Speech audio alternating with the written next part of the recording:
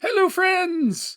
It's been a while since I looked in on the Night Below group, and I've learned to tolerate a lot more since the last time I was here. So I feel I can endure whatever disgusting antics Team Evil is up to. What are you doing here, wizard? Night Below is my series now. Oh, don't mind me. I'm just here to watch. Fine, but shut up and let me do my thing. Hello, minions. Welcome back. It has been a while, I know, but the campaign has continued, and there are many delicious episodes waiting. Team Goodygood has had quite the adventure. Team Goodygood?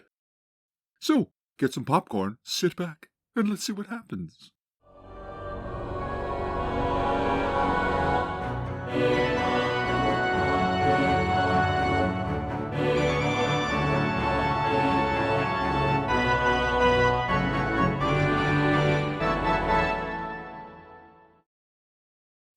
As is our fashion, the action is recreated using the Order of the Stick Monster for Every Season cutout minis. The players: Grant as Rotkill, neutral good dwarven fighter, level 7. Les as Aneshk, lawful good human paladin, level 6. Huh? Sean as Octavius, chaotic good human ranger, level 5. Wait, what? Claude as Bink, neutral good half-elven fighter magic user thief, level 334. And Dave as Daryl, lawful good human paladin, level 4. What's going on here? Quiet you're interrupting. Where are the evil people? They left. Why didn't anyone tell me? I don't mind narrating for heroes. Too late, wizard. You quit. Well, I unquit. No, now go away. The session picks up at Quipper's farm, where the group arrived after their encounter in the Gleaming Glade. Dub and Lee have returned to Heronshire, and the answer to whether or not Lee was able to get Dub to the Temple of Lathander in time to be raised from the dead is answered. With the time of troubles upon the land, such options are no more, so Dub is indeed lucky. As a consequence, Claude swaps out Bink for Dub, his neutral good dwarven thief, level 8. Even the thief is good. Oh, man. With his character Dub back in active play, Claude has Bink head off to Thurmaster, where he can spend his days studying with Tauster. Aneshk's NPC henchman Boris has also returned with the other two. While the Monkley has returned to Heronshire, Dave opts to keep playing Daryl the Paladin for the time being. As well, Valletta has departed for the nearby town of Milbourne, as Ron is unable to attend the session. So many new characters, and players, and NPCs, and they're all good aligned. How come you didn't tell me sooner? Because you're a dirty quitter. Now away with you. The team updates Quipper about the Gleaming Glade, showing the note they found in the tube. He recognizes Lord Lothar as one of Palfrey's ancestors, indicating that note must have been there for some time. Since the team is present and ready, Quipper calls in his marker and recruits them to investigate the Redwood with him, the hope being to find some possible entry to the tunnels beneath Heronshire. He says there is an old temple or shrine made of white marble, long since fallen into disuse, which is a good starting place. His previous scouting of the Redwood didn't yield much, and he doesn't suspect it'll take long, but he wants to be thorough. After which, they can tackle the problem of the giants of the Shrieken Mire. There is mention of a dragon deep in the mire, but that hasn't yet made contact with any of the residents of the region. Aneshk and Daryl leave their warhorses on the farm, as well as the team wagon, taking only the mules, as the thick wood would make travel with the wagon difficult. Traveling to the edge of the Redwood is but a day, but the midsummer heat is oppressive. They are forced to take care with their attire. Octavius, Rotkill, and Daryl wear their lighter travel armor and are able to endure the heat. Everyone else travels without armor. Quipper suggests they camp outside of the Redwood before going in on the morrow, as the woods can get pretty thick. The night is uneventful, though they notice that the area is eerily quiet. None of the usual wilderness sounds or wildlife. In the morning, they armor up and form up, traveling into the woods. It takes the better part of the day to navigate the thick forest, but Quipper leads them to a spot where a small stream feeds the Churnet River. It comes from an underground stream that emerges out of the temple he'd previously mentioned. They follow the stream, but notice that as they get deeper into the woods, the foliage is rotted and dead, save for the thick canopy overhead, which makes it quite dark for a clear summer day. Arriving at the structure, they see that the temple is ringed by the stream which emerges and forms a natural moat, but the water runs black. The blackness dissipates as it flows closer to the Churnet. The paladins detect evil and are overwhelmed by the sensation. Something unholy has infected the area. Octavius notes the similarities to the Gleaming Glade, although there is no phosphorescent moss. The temple is completely blackened. Quipper points out that this must be new, as when he was here a month prior, the marble was snow white. Octavius spots something by a tree, and they find a child's doll. Tracks indicate that a young child ran into this area, fell, dropped the doll, then got up and continued to the temple. They have the regular retainers lead the pack mules away and stay a distance from the temple, while the rest, that being the PCs and leveled henchmen, advance. Wow! Players showing concern for their NPC retainers? What sorcery is this? Hey! Get lost! Ah! With his keen ranger alertness, Octavius spies movement in the Blackwater moat, seeing something swimming against the current, though the others can't make it out. They launch missile fire into the area, all hits missing, save for one arrow by Quipper striking true. Whatever it is grunts and submerges out of sight. A path leading through an arch to the temple seems to be the only way to go without entering the water, so they move along it. Sure enough, 6 figures emerge from the water to attack. Since they had spotted the creatures, there is no surprise. Rotted undead, water ghouls, lacedons.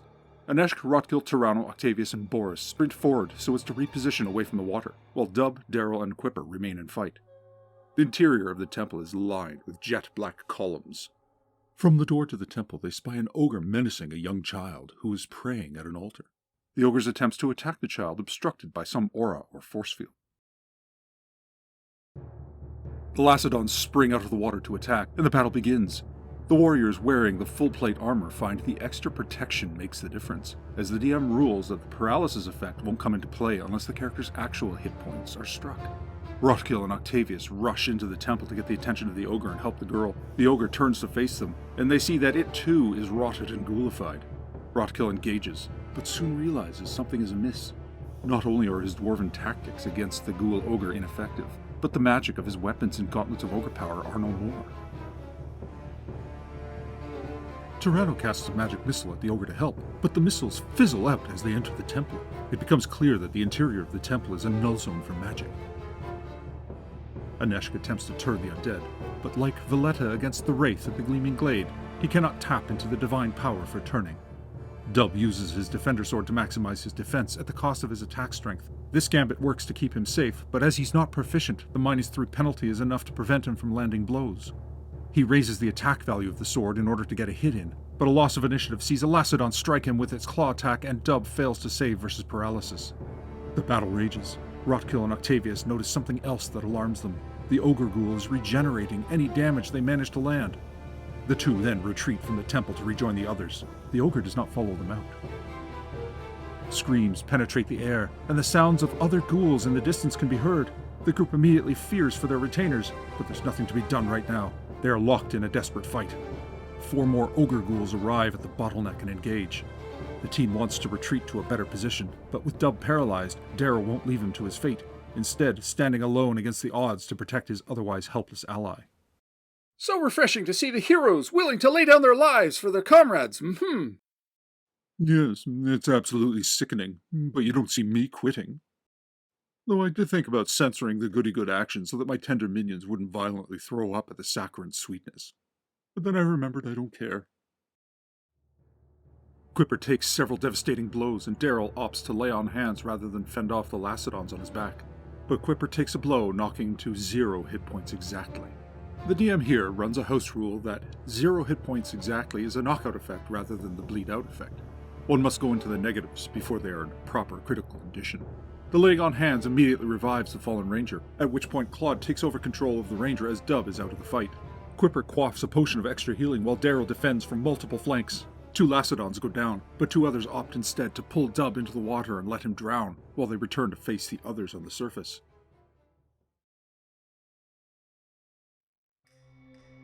The DM, quote-unquote, switches camera over to the retainers, where using some quick mass combat rules, they resolve the fight between 18 ghouls and the 9 retainers. While the retainers put up a good fight, and manage to kill off 8 of the ghouls, they are eventually overwhelmed and turned into ghouls themselves. The ghoulified retainers now advance on their former employers. You see, minions? I didn't need to learn their names after all. Aneshk commands Tyranno to dive in and get Dub. The water is black, uninviting, and dangerous, so the DM does a quick pause to confirm Tyranno's loyalty modifiers. Given Aneshk's 18 charisma and paladin status, Tyranno's loyalty holds by a country mile, and he risks his life to dive into the waters and rescue Dub. Rolls are in his favor, and he's able to surface with the dwarf before he drowns. But the current is strong, so he struggles for a few rounds before finally pulling Dub ashore. The ogre ghouls prove fearsome, but the team holds them back and whittles them down. Outside of the temple, Rotkill's magic items reassert and his battle prowess increases significantly. Daryl fails a saving throw for his paralysis, but the team is able to cut the ogres down with mighty blows. With the ogres finally defeated, the team sees a small army of ghouls advancing, but they spread out and hold their position. A voice from the temple entrance gets their attention. The little girl who was praying, now rotted but with glowing eyes and shadowed by the ogre ghoul, speaks to them, offering them treasures to depart. The heroes don't even consider the offer, instead declaring that the evil shall be quelled. She shrieks, and the army of ghouls sprints forward. During that time, Quipper had removed his ring of free action and placed it on Daryl's finger to get him mobile again, and the team backs away. Aneshk and Rotkill position in the bottleneck. The small army of ghouls rushes forth. Those who can't reach their quarry in the bottleneck jump into the water to cross that way, though it eats up time. The battle continues. As Rotkill and Aneshk annihilate some of their ghoulified former companions, a group of ghouls crosses the river to Tyranno's spot, but he flees. They give chase, ignoring Dub's inert form. Tyranno sprints around the temple, returning to his teammates. The ghouls that are chasing him instead enter the temple rather than join the fray. The team is fighting back to back, and they fend off the ghoul attacks, killing many before the remaining undead retreat into the temple.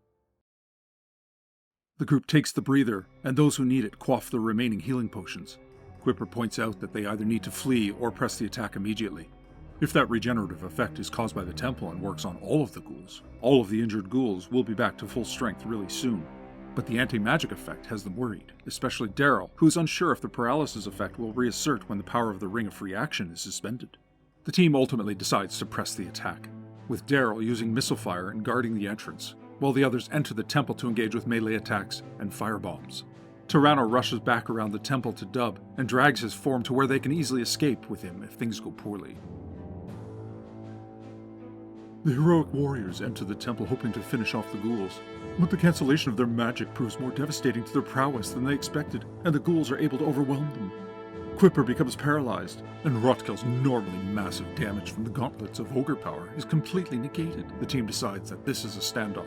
They can't beat the ghouls inside of the temple, so they retreat. Boris, after immolating a ghoul with an oil bomb, then barrel rushes two ghouls blocking the exit, hoping to knock them down. He does make it through them, but they are still obstructing the others. Octavius attempts the same move, but strikes paralyze him at the exit. Fortunately, Daryl is on hand to deal with the ghouls and pull him out. Aneshk grabs the paralyzed Quipper and drags him out, dropping his magic shield in the process, but managing to fend off the attacks and get the ranger to safety. Outside, beaten down, they deliberate, and ultimately decide that they need to withdraw. The ghouls remain within the safety of the strange anti-magic aura that regenerates them, a bitter stalemate for the time being. The group drags the paralyzed companions away, with Dub screaming through clenched, paralyzed teeth that someone needs to recover his +4 defender that was dragged into the water. And Dub's player not so silently screaming it. But his pleas fall on deaf ears as the risk is too great, and the team flees away from the cursed area. The session ends there.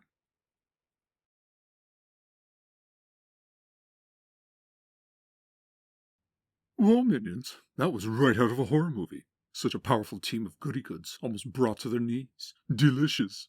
Let's deliberate, shall we?